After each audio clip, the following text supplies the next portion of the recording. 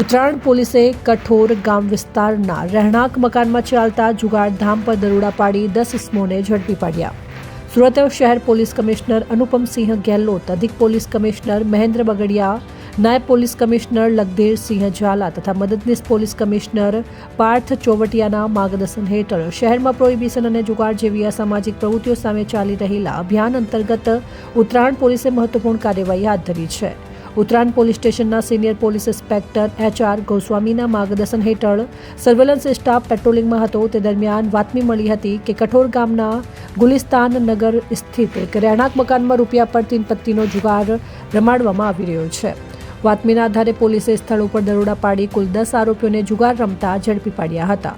કાર્યવાહી દરમિયાન રોકડ રકમ, મોબાઈલ ફોન, ગંજી પત્તા સહિત કુલ 89,010નો મુદ્દામાલ કબજે કરવામાં આવ્યો હતો. આ અંગે ઉત્તરાયણ પોલીસ સ્ટેશનમાં પાર્ટ B ગુનો રજિસ્ટ્રેશન નંબર મુજબ જુગાર ધારા કલમ 4 અને 5 હેઠળ ગુનો નોંધાવી કાયદેસરની કાર્યવાહી હાથ ધરવામાં આવી છે.